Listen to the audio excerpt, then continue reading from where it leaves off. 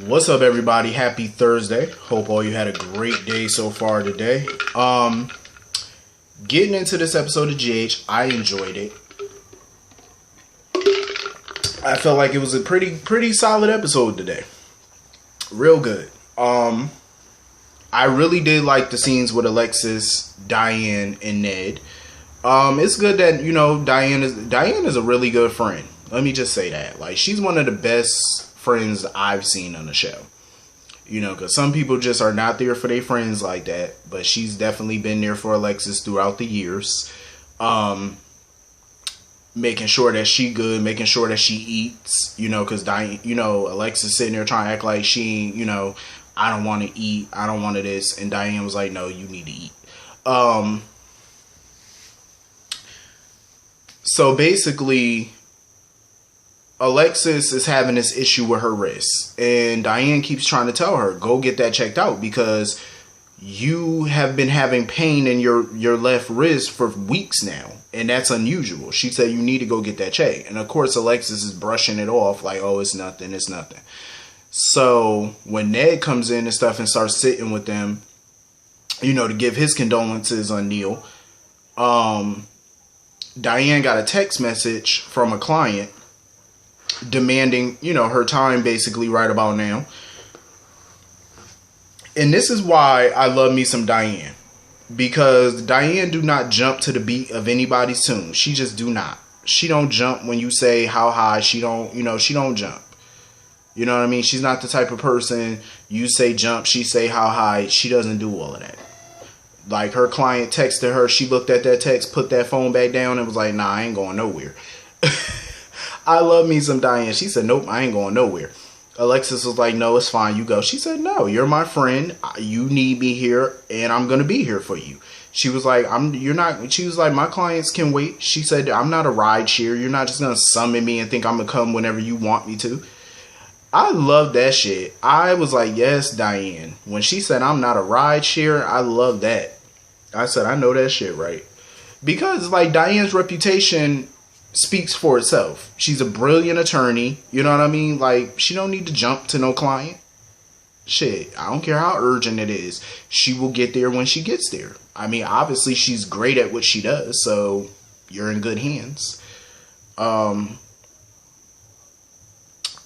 And she was just like, they not going to summon me. But Alexis was like, yeah, but for what you charge in retainer fees, you should just hop and skip and get on over there. Diane charges people a lot of money in retainer because she's worth the money, obviously. Look how many years she kept Sonny and Jason and Carly out of the penitentiary. Hell, even Sam for that matter. On occasion. She's kept all of them out of the penitentiary. So obviously she's worth the money. So after Diane left, Alexis is still beating herself up because she felt like, how could she not know that Neil was taking drugs underneath her nose? And she just compares Neil to every other man that she dates or has been with. She just, minus Ned, because her and Ned did date at some point. But she was just like, most of the guys that she's been with over the years have just been one tragedy after another. You know what I'm saying? Just been toxic. One bad decision after another. And she just doesn't understand why she keeps choosing these kind of men. And I could have sworn, wasn't that the whole reason she was in therapy in the first place? Because all of this led back to her father, Mikos. But yeah, Alexis needs to stop beating herself up because a part of me feels like there's more to the story about Neil taking those drugs. I feel like there's more to the story than what we're being led to believe. I feel like there's way more.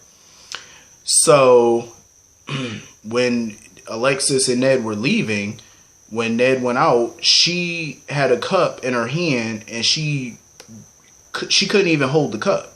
Like, her wrist was hurting that bad. It really looked like Alexis was having some type of an attack or something like that because she just dropped that cup and doubled over in pain. Like, her wrist was really in pain. And when Ned came back in, he was like, what's going on? She was like, oh, I just dropped the cup. Ain't nothing. And he was like, if your wrist is hurting you that damn bad, he said, we're going to the hospital tonight. There's no debate. It's not up for discussion. We're going. And I do feel like she needs to go get that checked out because your wrist shouldn't be hurting you for all that long. Like, it's been hurting her for weeks, and I wonder what the hell is going on with her. So I guess tomorrow we're going to find out what's going on. So anyway, moving on from that. Brook Lynn continues to be Brook Lynn, a brat. Chase continues to try to get through to her, try to put things into perspective for her, but it's like she's just not getting it. Like, I understand she's upset that her father kicked her out the mansion and he practically disowned her. I get she's still upset by that, but you almost dying should have put some shit into perspective for you. You siding with Valentine, selling out your family, that should have put some things into perspective for you. You know what I mean? Like, all of that should have just put a lot into perspective. One, you should have learned that you need to grow up. Two, you need to forgive your father at this point because she thinks that her father's just taking pity on her or whatever. This is not about pity. You're his daughter, his only child. You know what I mean? Like, he's not taking pity on you. He came to the realization that he said some harsh things, he did some harsh things, and that you almost died. Like, she's not getting it. Like, he was this close to losing his only child. So that made him realize that, you know, the company is not more important than my child. And that's what Chase was trying to get her to understand. But she still does not want to get it. And at this point, it is what it is. I'm over Brook Lynn at this point. Because, you know, you're a grown-ass woman and you still want to act like a child. So if she continues to act like a child, her family's going to always see her as a child. They're going to always treat her as such. So anyway, Chase, you know, basically offered up his couch or whatever, you know, as a place for her to stay for a while until she figure out her next step or whatever. I could definitely see something happening between Chase and Brook Lynn, honestly. I could see them falling for each other, especially if she's staying with him and stuff, because y'all going to be in close quarters. Plus, you know, she might see him half naked. He might see her half naked, and eyes are going to wander, and you never know. They might, you know, fall into that trap, especially with Willow and Michael getting closer. You know, at some point, I think Chase is just going to probably move on, and he probably going to move on with BLQ.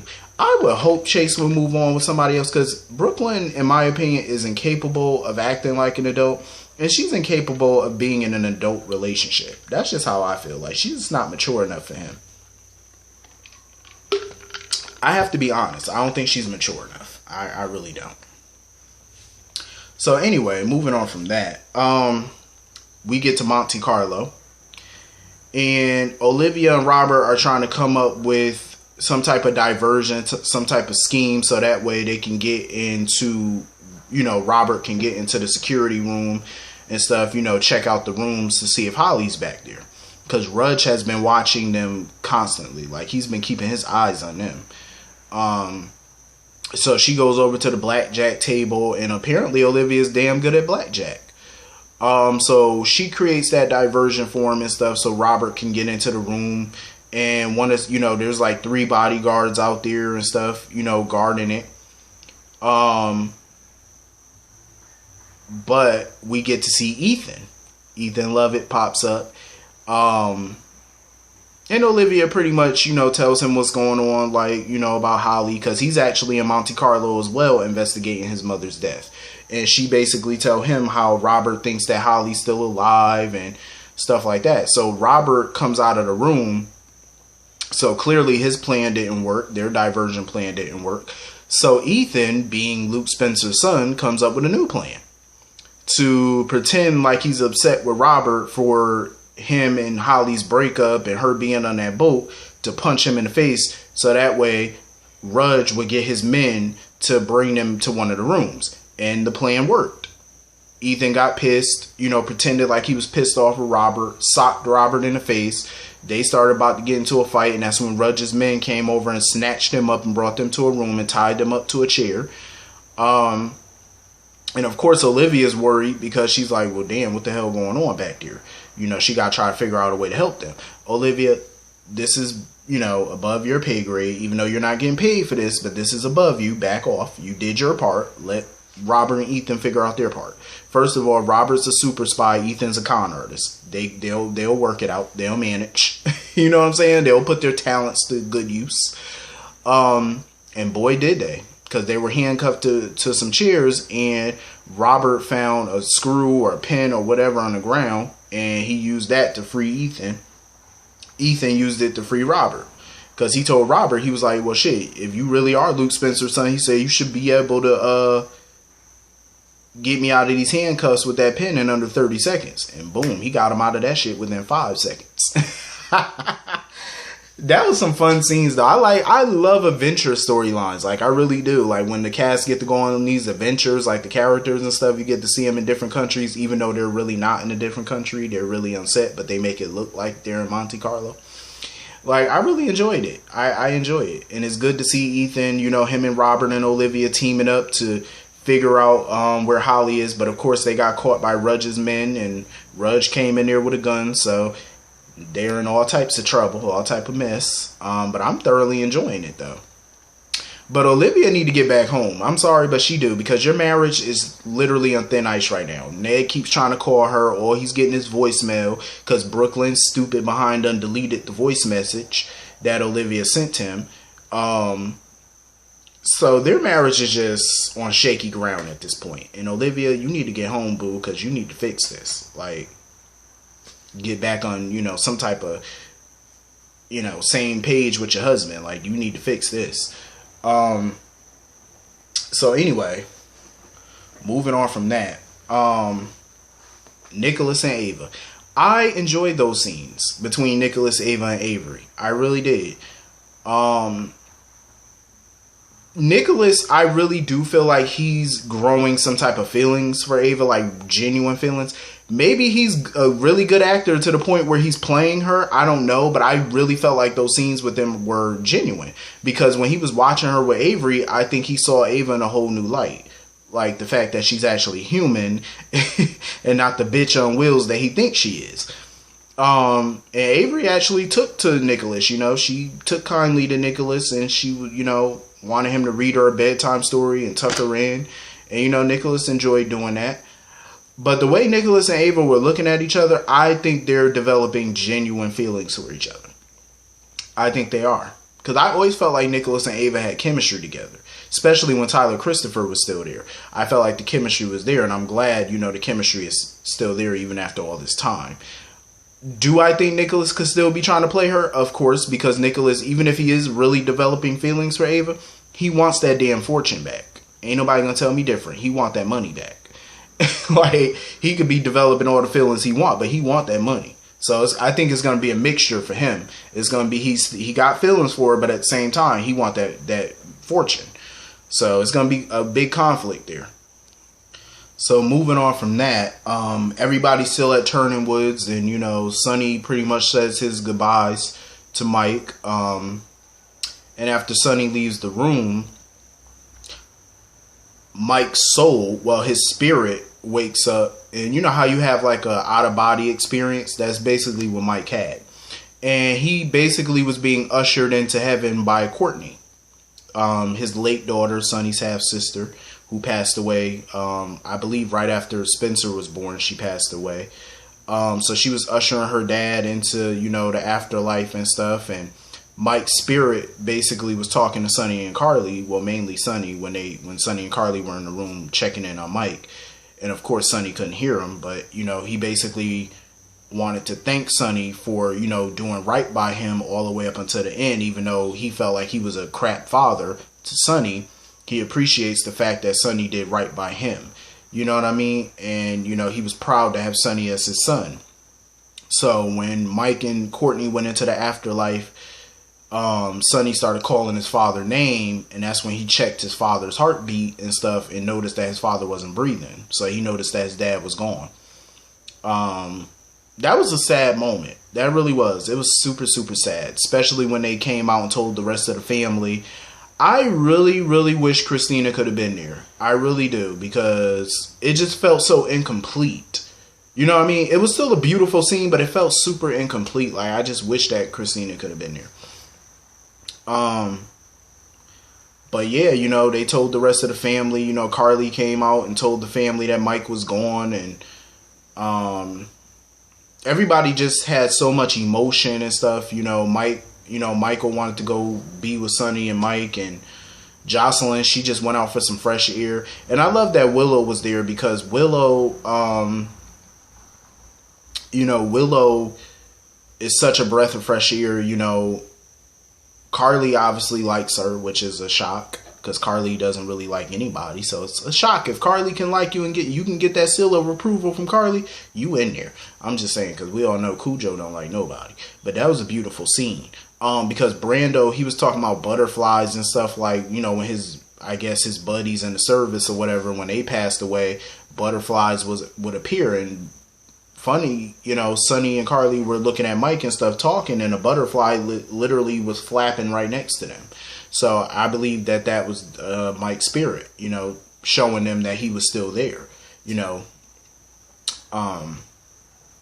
Carly ended up calling Ava, letting her know that Mike was gone, and that Sonny, you know, wanted all the kids there and stuff like that. So Ava said, you know, she would bring Avery, you know, first thing in the morning to Turning Woods and stuff. I was genuinely pleased and surprised that Carly and Ava actually had a very cordial phone conversation. I was expecting some type of little attitude, some little snark from Carly, but we got none of that. And I was so appreciative of that scene, because I will tell you this, Carly and Ava have come a long way since that conversation. You know what I'm saying? Like, they were very cordial to each other, and Ava was giving her condolences and telling Carly, you know, give her condolences to Sonny. And I was proud of that. I said, look at God. We see some growth amongst these people. My goodness. I was here for it. I loved it. I said, okay.